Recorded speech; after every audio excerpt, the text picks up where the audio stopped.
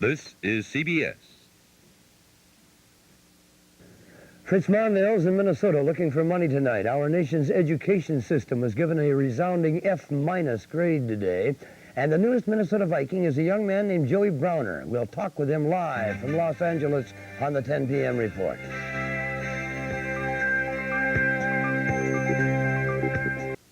The timeless beauty of Catherine Deneuve. The cruel elegance of David Bowie. The open sensuality of Susan Sarandon. Combined to create a modern classic of perverse fear.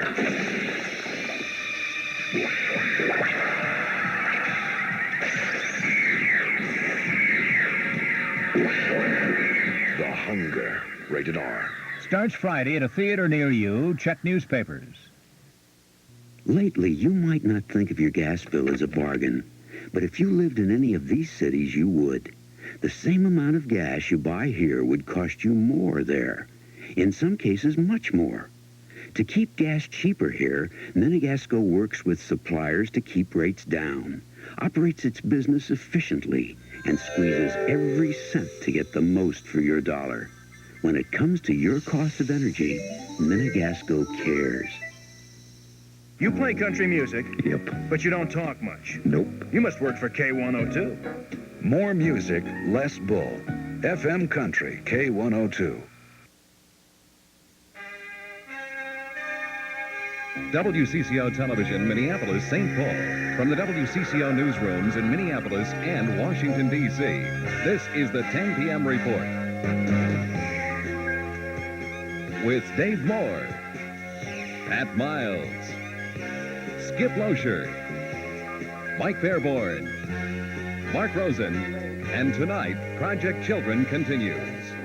I'm Ann Rubenstein. American families are in transition and are changing the way parents treat their children. Tonight, new family values.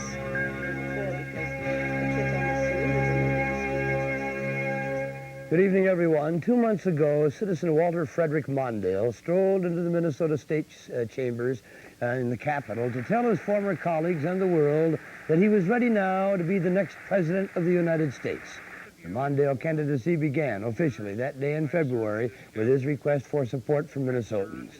Tonight, Fritz Mondale is back in his home state, and the support he seeks tonight is financial. Pat?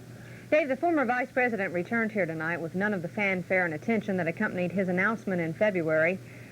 Mondale is here to raise money on business, and although he has raised almost twice as much as any of the other declared candidates, he still needs much more money to make it to the White House.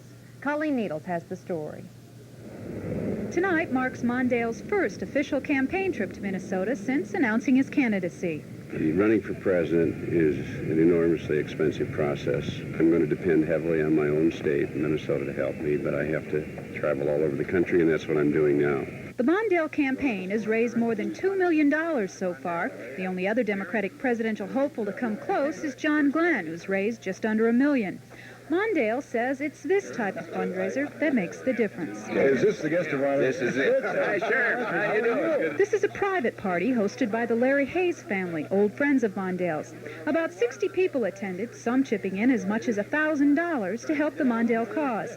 But as Mondale reminds them, this is just the beginning.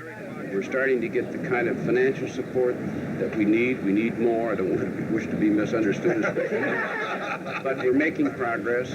This is just the first of many fundraisers Mondale will undoubtedly be going to in the next year and a half. He'll leave here tonight and go to yet another private party. His aides say expects to raise about $70,000 during his brief visit here. Colleen Needles, WCCO Television News, St. Paul. Well, with only 10 weeks to go in the current state budget, lawmakers today were told the state is nearly $80 million in the red. The Department of Finance is proposing immediate budget cuts of about $35.6 million and possibly having the governor use his power to revoke another $43.8 million in budget payments later. Blocking those payments would probably mean a cut in funding to school districts or the university. The budget cuts include a freeze on state hiring, travel, and purchases. Skip? Pat, the state's continuing financial crunch brought Governor Perpich and several Minnesota mayors to Washington today. They came looking for money to help repair decaying roads, bridges, sewer, and water plants. And as CCO's Jim Gately reports, they look to Congressman Jim Oberstar's $4 billion jobs bill to provide that money. Minnesota's economic livelihood travels on the state's bridges and roads. If they are in bad shape, then industry is hurt, and that could mean lost jobs. Minnesota's system of roads, bridges, public buildings, and other infrastructure need immediate attention. To Governor Perpich, the jobs bill is ideal. It puts people to work doing necessary repairs. However, St. Paul Mayor George Latimer added that neither the state nor the cities can afford the program. There is no way, responsibly, financially, or constitutionally, that we may put aside more money than we already have for infrastructure. The governor and the mayor like the idea of repairing some of our aging public facilities and putting some people back to work. They especially like the idea that they don't have to pay for it. Jim Gately, WCCO Television News, Washington. If the Oberstar jobs bill passes, it will be the third such bill okayed by both Congress and the President in the past 5 months. Pat? Skip, those jobs bills have not gone far enough to please Lane Kirkland. The president of the AFL-CIO was in St. Paul tonight for the labor organization's regional meeting. Mr. Kirkland said jobs are the top priority for organized labor, and he blasted the Reagan administration for creating massive unemployment. He called for expanded jobs programs, even if they create larger federal deficits. There are even larger portfolios on Wall Street tonight, following the 18th record trading high this year. At the final bell, the Dow Jones Industrials closed up more than 22 points to set a record high of 1209.46. The Dow has climbed more than 400 points just since last August. Skip? David, the figures and findings of a federal commission about public education in this country are anything but encouraging. The commission says 23 million high school students are functionally illiterate, that 80% of the 17-year-olds can't write a decent essay. The commission contends that the education foundations of our society are presently being eroded by a rising tide of mediocrity that threatens our very future as a nation and as a people. To stem that tide, the commission says high schools must require students to learn more English, more science, more mathematics, and more social studies. It says the quality of teachers must be improved, and much, much more money must be spent on education. And the commission recommends that that additional money be raised on the state and local levels. David? We'll be back with more of the 10 p.m. report in just a moment.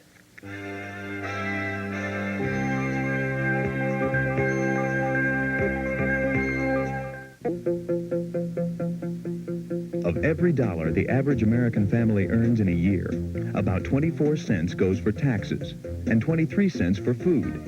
Another $0.50 is divided among housing, transportation, medical, clothing, and other expenses. The remaining 4 cents buys enough natural gas to heat your home, heat your water, dry your clothes, and cook your food. Natural gas is still one of your best buys, and we're working to keep it that way. I do things the hard way. I fly to Chicago's O'Hare Airport. I seem to wait for everything. I do things the midway. I wait for nothing. Introducing a Sanyo video recorder with special effects beyond the ordinary. Effects like slow motion and freeze frame, but with all the clarity and none of the usual interference. The new Sanyo with our clear 4-head design. Clear special effects at a clearly affordable price. Sanyo's clear 4-head design. Now the choice is perfectly clear. Sanyo, the official video products of the 1984 Olympics. The Plymouth Reliant K car success story continues. Now Reliant K outsells its competition from GM and Ford. It's the #1 American compact because Reliant K is the lowest priced 6-passenger front-wheel drive car and wagon in America. Confidence in our quality makes Reliant #1 because only Plymouth backs it for 5 years or 50,000 miles. Hard proof. It's the American way to get your money's worth. Get the lowest financing, 9.8% or $300 cash on select new Plymouths. We are happy to report tonight they will not be writing a new verse to the song about old Floyd Collins. Floyd Collins captured the nation's attention in 1925 when he tried to escape from a Kentucky cave, his way blocked by a 6-ton rock. Collins failed. He died in the cavern, his struggle immortalized in a folk song. For the past 3 days, a similar effort has been underway at a cave in southeastern Kentucky. 8 amateur spelunkers were trapped inside by a sudden rainstorm that flooded their only escape route. Rescuers managed to pump out enough water today to allow the 6 men and the 2 women to swim and crawl to safety. Wet and cold, but in good condition, the cave explorers say they'll keep on spelunking. Pat? Dave, an acquaintance of Stuart Knowlton, the 51-year-old man on trial in the murder of Cassie Hansen, took the stand for the prosecution today. Janice Lloyd said that Knowlton called her just 2 days after the little girl's body was found, upset that he had become a suspect in the child's death. Lloyd said that she asked Knowlton if he had killed the little girl, and that he answered that he wasn't really sure. Lloyd then testified she got in touch with police, agreed to tape record any more phone calls between her and Knowlton, but said that Knowlton maintained he was innocent in all later conversations. 4,000 people who knew and loved Minneapolis police officer Leo Johnson gathered today to pay their last respects. Johnson, who died last week in a traffic accident, worked as a liaison officer at North High School. He was eulogized today for bridging the gap between black youths and the police department. Johnson's friends and relatives say he loved the kids, and those who attended today's services say they loved him too. Skip? Pat, memorial services were held today in Washington and Cairo for the 17 Americans killed last week when the American embassy in Beirut was bombed. Here in Washington, Vice President Bush and a host of other government officials were among the more than 3,000 people on hand at the National Cathedral as one official proclaimed, "Peace cannot be killed by killing the peacemakers." At another memorial service in Cairo, Secretary of State George Shultz vowed to continue the slain Americans' work for peace. Cairo is the first stop for Shultz, who is pushing for an agreement to withdraw all foreign troops from Lebanon. Egyptian President Mubarak was quick to announce his support for the Shultz mission. Despite a written promise from Shultz that the president will appoint a special envoy to help bring peace to El Salvador, a House subcommittee has voted to give Mr. Reagan only half of the military aid money that he wants to send to El Salvador. The White House wants to give El Salvador $60 million, but the subcommittee cut that amount of military aid to $30 million. And the Senate met in secret session today to debate whether Mr. Reagan has violated the law by supplying arms and equipment to rebels who are trying to overthrow the government of Nicaragua. David? Thank you, Skip. My heavens, what happened in Brainerd today? Brainerd isn't all that far away that we shouldn't have felt some of that residue of a storm that ripped off the roof of a barn, destroyed another barn, we understand. And it was close to us, David. We missed it just by a few miles, really, up around Lake Mille Lacs. They got quite a bit of thunderstorm and shower activity. In fact, we were taping that on videotape replay, but we just froze one frame to show you how close it was. Of course, here's the metropolitan area. There's that band of showers and thunderstorms extending all the way, really, from Redwood Falls up into the northeastern part of the state. That cold front producing that has continued to push to the east along with the clouds, and we're just into the cooler air right now. So it was close to us, but it mostly missed us. Here's the activity now over into Wisconsin. We do have some clouds, colder air up to the north, pushing its way our way. We're going to be right on the edge of getting into that colder air and being influenced by winds more out of the south and the southwest. But we did reach 72 for the second day in a row here in the Twin Cities. Above the average for the overnight low as well. And a trace of precipitation did fall here in the Twin Cities. Probably didn't catch you, David, but it caught at least the airport. 62 right now in the Twin Cities with northwest winds at 21, still gusting to 26 miles an hour. Humidity 41% and 29, 6.8 and rising on the barometer. For tomorrow, that front that has moved through us will continue to move into the Great Lakes area, producing some snow up around the northern part of the Great Lakes. Just cooler temperatures for us, but still mostly sunny all the way down through the nation's midsection. This is the next one we're watching for at least a chance of some showers coming into us toward the end of the week and maybe even lingering on into the weekend. Our temperature will drop from the 70s into the 60s tomorrow. The real colder air is still back up over Montana and North Dakota.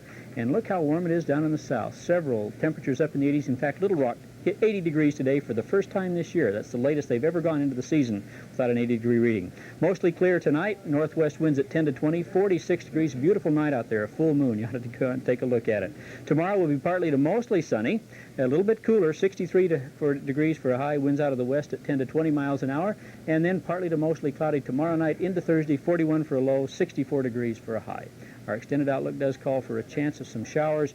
Really, a chance of them each day will be partly cloudy and doesn't look like a big chance. Our high temperatures will range from the upper 50s to the low 60s, and the lows right around 40 degrees right on into the weekend. Full moon out, you better get right home right away. That brings the strange ones out. It does. Phone calls already. His name is Joey Browner. He's the man most wanted by the Minnesota Vikings in today's National Football League player draft. Mark? Well, Dave, the Vikings took steps today strengthening their defense, starting with their #1 draft choice, 19th overall, defensive back, 6'3", 205-pound Joey Browner from USC. Joey is with us right now at KTTV in Hollywood. And first of all, Joey, thank you very much for being with us tonight. I know this has been a long day, but I imagine an exhilarating one. You were 19th overall. Is that where you expected to go? I didn't know where I was going to go. I was just sitting there waiting for the call, and I got a call earlier from Atlanta. They said they had talked to my mother and things, and I thought I was going to go 16th, but then I waited for a little while longer, and then the 19th pick came, and I went to you guys in Minnesota. Joey, what do you know about the Vikings, and how do you see yourself fitting into their defense? Well, Minnesota has always been a good team. They have a great coach. I'm just going to more or less go in and try to add to their great tradition there and do the best I can. You mentioned both at cornerback and strong safety. Do you have a preference? No, I'm just going to go in there and see what Coach Grant wants me to do, and from then on, I'll know what I'm going to play for you guys. Joey, of course, with the U.S. Football League here, a number of players have opted to go there, in at least a half dozen. What are your thoughts about that league, and do you feel you'll at least investigate what they may have to say, or do you feel you're going to sign with the Vikings? I don't know what I'm going to do right now. I'm going to wait and see what happens with the negotiations with the Minnesota Vikings and the USFL. I've been drafted by the LA Express, so the line is still open. Looking forward to coming up here. You don't have cold weather to contend with out here anymore.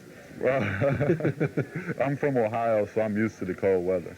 Joey, thank you very much for being with us this evening, and we wish you the best, and we'll hope to see you up here at least in May for the mini camp. Is that right? Yes, it's the 10th. Okay, Joey, thank you very much. Joey Browner, the Minnesota Vikings' #1 draft choice from Southern California. And Dave, a little bit later in sports, we'll review the rest of the Vikings draft along with Stanley Cup highlights. Very good. Thank you.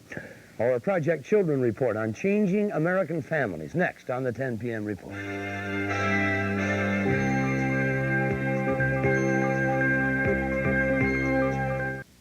One quackgrass shoot can send out 450 feet of rhizomes in a single season. Roundup herbicide controls quackgrass, rhizomes and all, without carryover. Now, low-rate spray technology makes Roundup work at half the old rate. That's full season control of quackgrass with Roundup at the 1-quart rate and low spray volumes.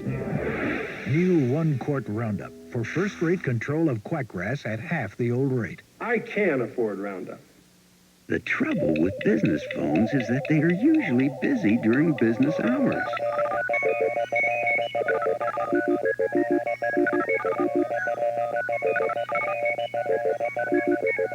That's why Menegasco extended phone hours from 7:30 in the morning to 7:30 at night every business day and 8 to 1 on Saturdays, so you can get the help you need instead of getting the business, because Menegasco cares. Hello, John Cleese here. I'd like to explain to you how life works. You're born, you grow up, you go to school, you get a decent job, and then you apply for the American Express card. It's a marvelous thing. But it's a wonder you Americans invented it. Ah, thank you, Dobbs. Now, these applications are to be found in posh shops, ritzy restaurants, hoity-toity hotels. They're everywhere. So do apply. Dobbs has, and they've accepted him. Perhaps you should try again, sir.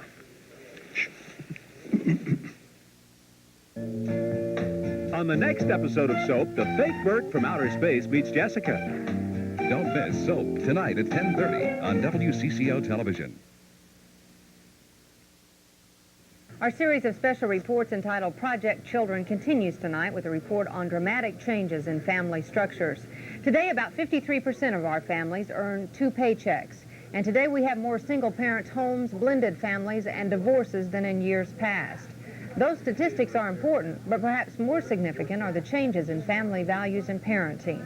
Ann Rubenstein has a report tonight. Ann? If you grew up in a traditional American home, you may remember hearing, "Children should be seen and not heard." Those were the days when showing respect for parents often meant not to disagree or not to question. Good behavior meant following a parent's wishes or orders, and good communication was remembering to say please and thank you. All of those elements remain dear today to thousands of families, but there are as many parents who have turned away from some of the old methods and values.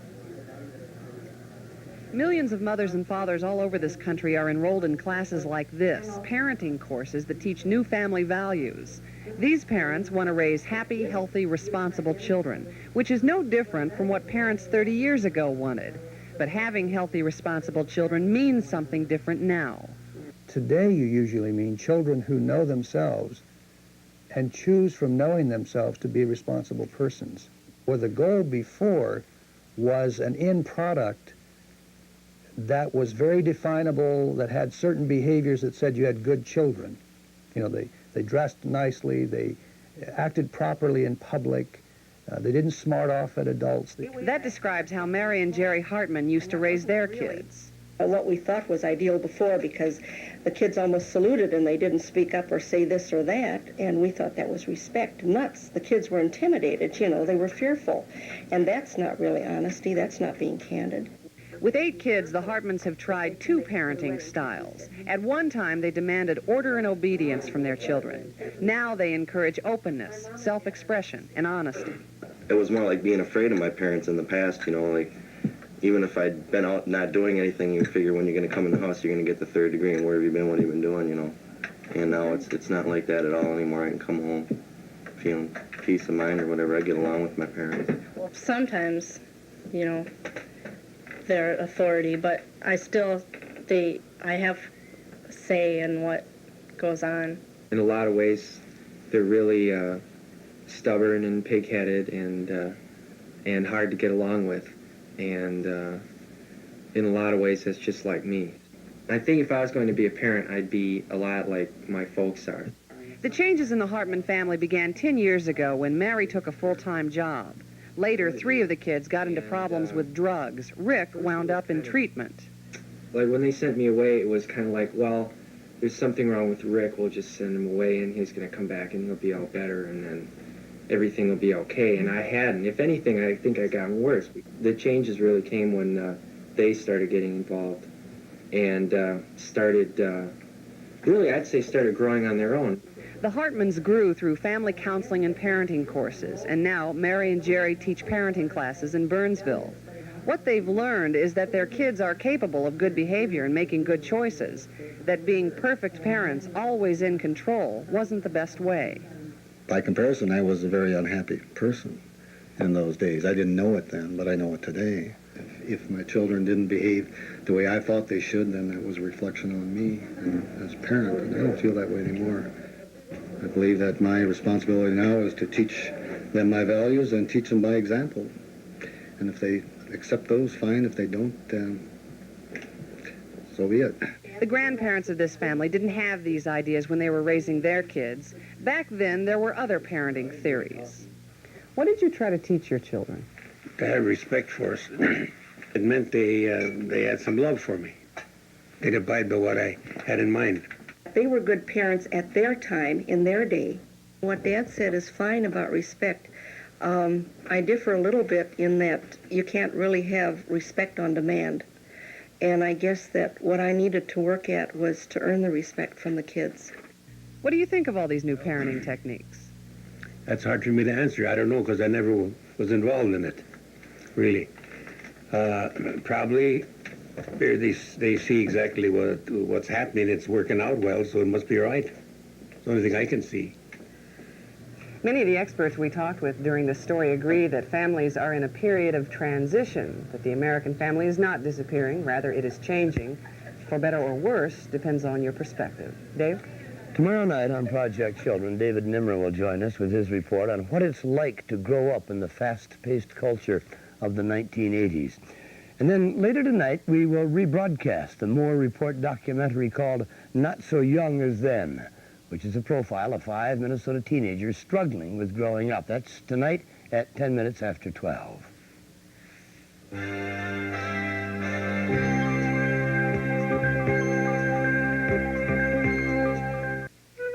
Uh-oh, you're going to go crazy over Blue Diamond Smokehouse almonds. So crisp and crunchy, you can't stop eating them. 7 different Blue Diamond snack flavors to drive you out of your mind. And Blue Diamond chopped almonds to pour over chocolate sundaes.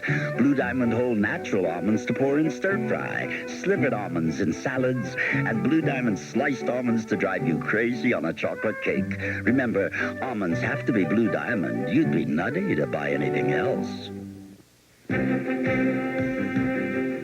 If all riding mowers look the same to you, maybe you aren't looking close enough. Look at Toro's smooth rack and pinion steering. Look at Toro's special deck that floats over terrain, with options that let you bag, mulch, even vacuum leaves.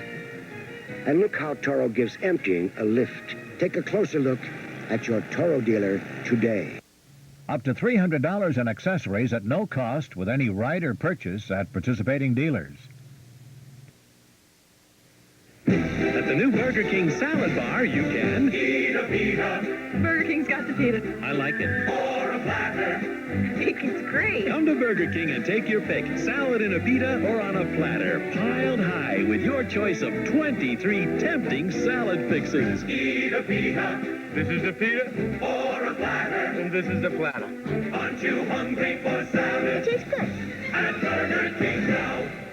This is a pita. This is a platter. I'm Pat Brown. And I'm Steve Doyle. As you can see, I'm not a musician, but on the next PM magazine, we'll meet some masters, the whiz kids of the Minnesota Youth Symphony. Then it's behind the scenes of an explosive new film. You go up and knock on someone's door and say, "Hello, I'd like to blow your barn up." The dramatic story of the day the bomb hit Kansas City on the next PM magazine at 6:30 on WCCO Television, Channel 4. Back now to Mark Rosen and the NFL draft. Well, Dave, I think Bud Grant summarized the theory of the draft best today when he said, hey, listen, all the players are great on paper. Even their pictures look good. I mean, it is kind of a crapshoot when you're selecting as many players as the NFL teams were today. And naturally, there will be a lot of attention given to the new rookies when they report to camp in July, but I think Viking fans will be a lot more interested in seeing how last year's rookies performed through a full season this time around. In particular, number 1 choice running back Darren Nelson and number 2 draft pick offensive tackle Terry Tausch. This fall will be the time to judge last year's draft. Here are the Viking draft picks as we have them right now. Joey Browner, who we just heard from minutes ago, the number 1 pick from USC. Number 2 was traded to Philadelphia last year for Charlie Johnson. Their 3rd choice, Walker Ashley, the defensive co-captain for Penn State last year, a linebacker. Number 4, Mark Rush, 6'2", 218-pounder, running back from Miami. Mark Stewart, a first-team All-American linebacker from Washington. The Vikings' first wide receiver they selected in the 6th round, Mike Jones. Then they selected a defensive back, a tight end, another wide receiver, Rod Actor from Toledo in the 9th round. And their 10th round pick was also a wide receiver. Todd Hallstrom, meanwhile, of Minnesota, was selected on the 8th round, and he will go to the Washington Redskins. One thing we do know for sure on draft day 83, gambling is not the strong suit of the Baltimore Colts organization, and we're not just talking about the troubles facing Art Schlichter. The Baltimore Brass took a huge risk and apparently lost today when they went ahead and drafted John Elway first, even though Elway said long ago there was no way he would ever play for the Colts. Baltimore is a team in need of players at all positions, but said they were unable to strike the right deal for the number 1 pick and drafted Elway anyway. John, who has been called the biggest quarterback prize since Joe Namath, immediately said he would forego football for a baseball career with the Yankees unless the Colts trade him to a West Coast team. Elway left no doubt in talking to head coach Frank Kush. I just said, Mr. Kush, I said, I don't want to be a jerk or anything about it. We've been telling you for 3 months that I'm not going to play in Baltimore. And I know for a fact you've been offered 3 ones and a quarterback, and you turned that down. And right now you have nothing. And then I hung the phone up. Ah, yes, must be great to be a Baltimore Colts season ticket holder today. Absolutely amazing how they could draft Elway. What a banner day for college quarterbacks, though, as an indication just how much the college game has developed the pro style and offense. A record 6 teams selected quarterbacks in the first round. 5 of them came from the AFC East, although Baltimore will not end up with Elway. They drafted him anyway. Kansas City selected Todd Blackledge of Penn State. On the 14th pick, Buffalo took Miami's Jim Kelly. New England followed with Tony Eason of Illinois. The Jets selected Ken O'Brien. And Miami drafted Pittsburgh's Dan Marino as the 27th choice overall. Well, some teams are money teams. They save their best for the playoffs, and that's the case with the 3-time defending Stanley Cup champion New York Islanders. Tonight, they beat the Bruins in Boston 5-2 in Game 1. The Islanders' perennial leading scorer during their title reign is Mike Bossy, and tonight he showed Pete Peters why. Although the Boston goalie probably did not see that bullet. Bossy made it 3-0 in the second period.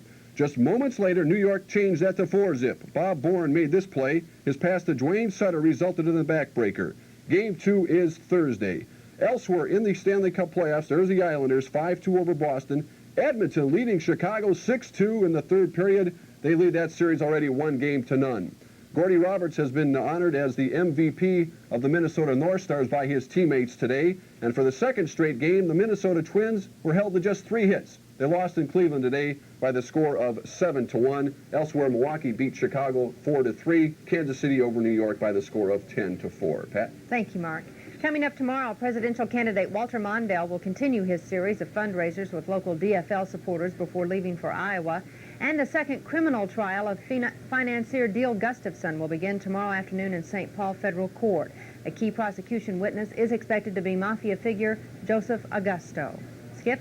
President Reagan will appear before a joint session of Congress tomorrow night to try and drum up support for his Central America policies. We'll broadcast Mr. Reagan's speech live at 7 tomorrow night, and we'll have reaction to it from Minnesotans in Congress during tomorrow night's 10 p.m. report. David? Thank you, Skip. A genuine sting operation by the police of Park Forest South, Illinois, finally netted the mouse the police had been trying to capture for 5 weeks. It seems this mouse had been eating the marijuana that had been stored in evidence lockers to be held for a drug trial. After 4 mouse traps with regular bait failed, they baited the trap with a joint, quote, of good California grade pot. Sure enough, the next day, there was the mouse dead in the trap with the marijuana in its mouth. Said Chief Michael Dooley, rodents who live in grass houses shouldn't grow stoned. Let's enjoy tomorrow's weather while we can with a high of 63. Thank you and good night.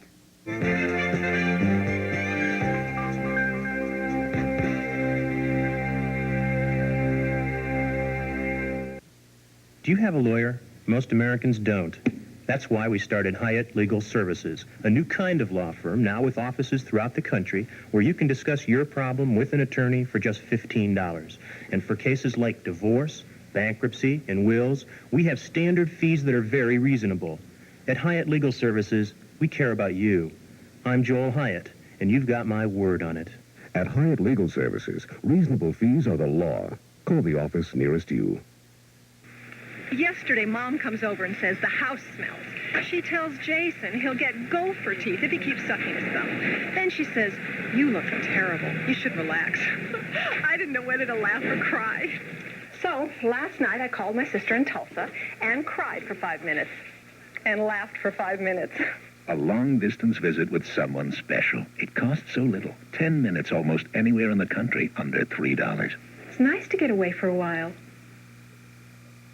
Those pick acres of yours can become acres of weeds going to seed, but they won't if you apply Roundup herbicide at new low rates and low spray volumes. Roundup takes out annuals like foxtail, velvet leaf, cocklebur, and even winter wheat for less than $10 an acre. And you can follow up on labeled weed escapes with a pipe wick or a spot sprayer for as little as $3 an acre. See your dealer about making low-rate, low-cost Roundup your set-aside herbicide. A lot of farmers are doing that. WCCO Television, Minneapolis, St. Paul. In the last episode of Soap, Bert was being held captive by some aliens, and a fake Bert was sent down to the Campbell household. The only difference between the real Bert and the fake Bert is the fake Bert hasn't held a woman in 2,000 years. So while the real Bert is being held captive, the fake Bert is holding Mary. Benson told the Tates that the Sonnies are holding Billy against his will. The Major held a meeting with Donahue, Chester, and Benson, and they are going to try to rescue him. And Mrs. David arrived from Texas with Jody's baby. And now that he's held her, he never wants to let her go. Confused? Hold on. You won't be after this episode of Soap.